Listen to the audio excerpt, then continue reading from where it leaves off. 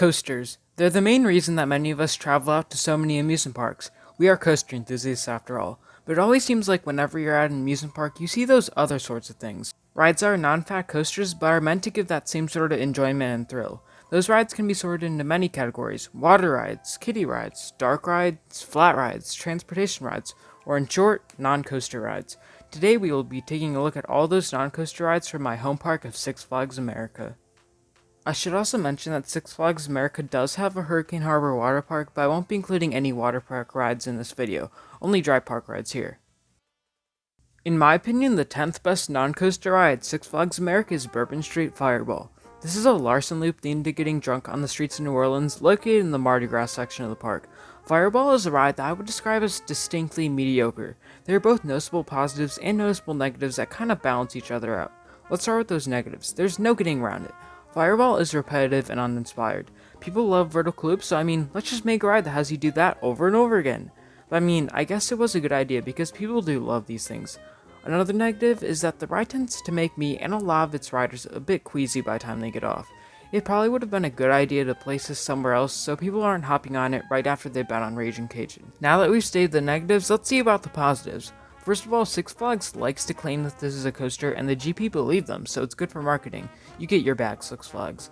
But the main positive that has to do with the ride experience is the hang time. It's just a few inches of room, and man, you feel like you're gonna follow the train, and it's awesome. Mind you, it's nothing compared to those old school Ring of Fire rides, but at least it's something. In the end, Bourbon Street Fireball is really just a one and done meh ride, which is why it's at the bottom of the list, but I feel like I have to include it because of the thrill factor.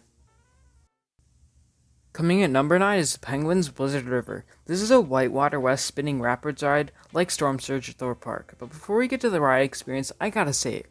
What is up with that color scheme? I thought that this ride was themed to that fancy evil weatherman, not Elmo teaching kids their primary colors. The world is full of every kind of color, but we're just talking red, yellow, and blue. But I digress. Also, it seems kind of like a water slide, but it's actually somewhat different because you really don't get wet. That's probably why they decided to put it in the dry park. But anyways, before actually getting on the ride, you have to walk up a small hill that the ride is located on the side of, which is no biggie because it really makes the ride stand out. When you get up there, you'll find that to walk on, if it's open that is, because no one seems to really like it. But the ride experience starts with you going up a conveyor belt style lift before you're released. And this is when the madness starts. You start sliding down and then you hit these things. I don't really know how to describe them, but they're like mats, where when you go over them, your vehicle starts spinning like crazy, or at least it was when I rode it. The only problem is that every time you go over one, it slows you down, like almost acting as a bit of a trim brake. This is the one main problem I have and why it ranks so low. You never pick up enough speed to actually make it a thrilling experience. Plus, the only part of you that really gets wet are your shoes, which will be soaked. Now we're getting into the rides that I really enjoy riding, and that starts with French Quarter Flyers at number 8. French Quarter Flyers is a Larson Flying Scooters that was part of their big Mardi Gras area revitalization back in 2014. It's a common ride type, but that doesn't mean it's bad at all. The big theme with these flyers is that you get to control the ride experience. You can either have a mild swing ride or a thrilling one filled with lateral forces. It might take a little bit of practice, but after a few goes, you can really get these things whipping pretty good. Compared to other flying scooter type rides, I'd say that French Quarter Flyers is right in the middle. It doesn't run too insanely fast or too insanely slow. You can get these things whipping pretty good, but not like you can on the one at Knoebels. While it shouldn't be at the top of your list, give the Flyers a go if you have time. At 7 are the gasoline-powered Great Race Antique Cars. I've said this before, but I'm a big fan of a good old antique car ride. Although maybe that effect will wear off after I get my learner's permit and start driving for real, but at least I can enjoy it for now. The thing that probably matters the most with an antique car ride is the setting. Great Race has a decent one, it's something that'll blow you away, but there are some nice natural features in there. The ride starts with a wooden bridge that passes over a creek before you go into a bunch of switchback styled turns before passing over another bridge and back into the station. Something that is kinda interesting is that it goes out and shows you the back of the entrance plaza, so you get a bit of an interesting perspective. I should also note that a few years back they switched the direction in which the cars traverse the course, so if you were to go to the park, you would drive in the opposite direction than shown here in the video. Compared to similar antique car rides, the Great Race is actually extremely compact. It takes up a very small footprint right outside the entrance to Looney Tunes Movie Town, so it serves as a quality family ride that leaves room for more rides. I'm not complaining. At number 6 we have Renegade Rapids, O.D. Hopkins Rapids Ride. Yeah, Six Flags America has two different types of Rapids rides. This is the more traditional version, and it's very easy to see why there's more of these in existence. There may be a lot of them, but classic rapids rides are just so enjoyable, especially on a hot day we need to find a way to cool off. Every park should have one, and Six Flags America knows that. On this one, it's really luck of the draw whether you'll get soaked or not. There also don't seem to be any cool water effects, or at least there weren't any when I was there that were on. Just prepare to get soaked because it could happen. One thing that's really big for a rapids ride is the theming and scenery. These aren't the most wild rides, so having some other things in there for people to enjoy is vital. This is done pretty well in Renegade Rapids, as throughout the ride there are some trees and other various landscaping surrounding the ride, with some man-made rockwork thrown in there. If you didn't know, Renegade is located in the Coyote Creek or Wild West section of the park, and it keeps that theme with both the theme station and shed that you go through during the ride. Overall, Renegade Rapids gets a thumbs up for me. And NumberFive is the third water ride to make the list, and that is Shipwreck Falls, O.D. Hopkins Shoot the Chute ride. Renegade Rapids might get you up, but if you want to be guaranteed to get soaked, Shipwreck Falls is your friend. If you've ever been on one of these, you know what I'm talking about. Like, you get wetter than, I don't know, I need something that'll be funny. You get wetter than when you leave your chicken nuggets in the microwave too long and they get overly moisturized. No? Just me?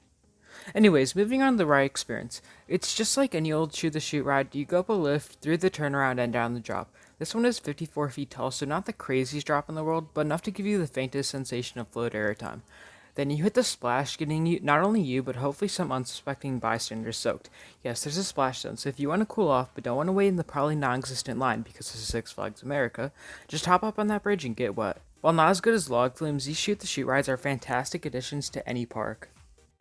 Number 4 is a bit of a surprise pick, Zydeco Zinger, the Chance Ride's Falling Star.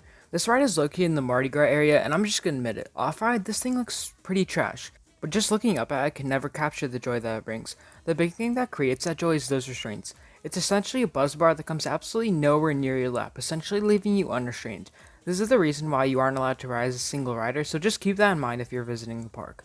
The whole time you're just sliding around, squishing the person next to you, getting squished by the person next to you, and getting a small dose of float air time. I should also mention that a lot of the time these rotational flat rides tend to make me and most people a bit sick, but I've never gotten sick on the Zinger. The way that I would describe the ride is controlled chaos, because you're sliding all over the place, but the experience is still relatively relaxing. That's something that not a lot of rides will bring. Number 3 is another surprise pick, Riddle Me This, the Roundup style ride. Whereas Zydeco Zinger's controlled chaos, Riddle Me This is just chaos. If you haven't been on one of these rides before, essentially you just stand up against a wall with no restraint. The ride starts spinning faster and faster before you eventually stick to the wall, and the ride tilts on its axis. I've only ever gone 2 rides on Riddle Me This because it's located in the Gotham City section, so it's usually an afterthought because of the other rides that just pop out so much more. But that however may not be the case, as over the off season, Riddle Me This has gotten a new queue line, a new paint job, and a new sign, part of the big Gotham City renovations.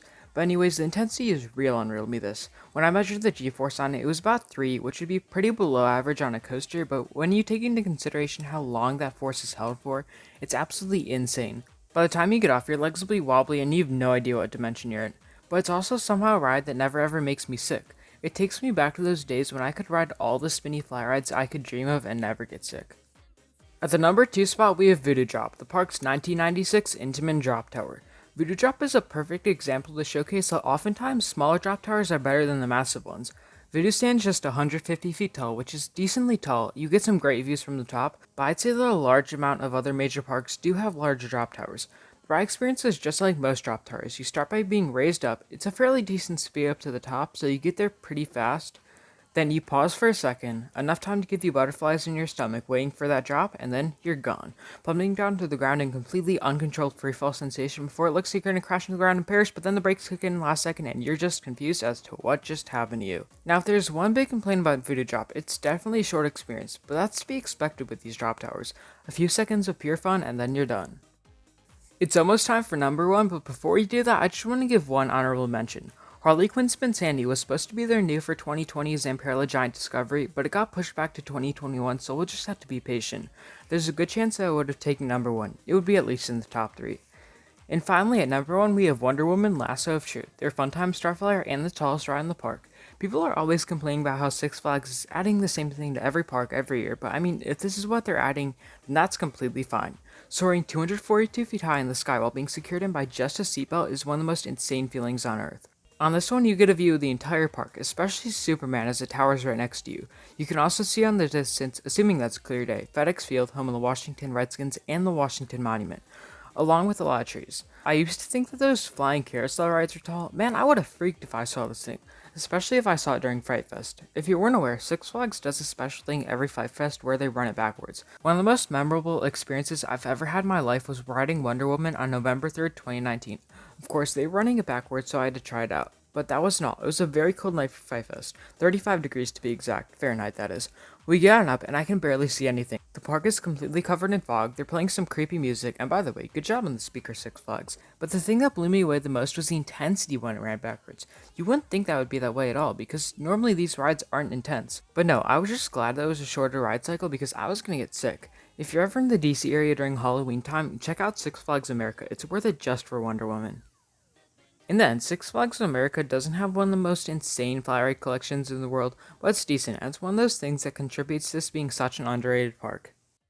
Thank you guys for watching this video. Remember to leave your thoughts, suggestions, and video ideas in the comments below, and I'll catch you guys later.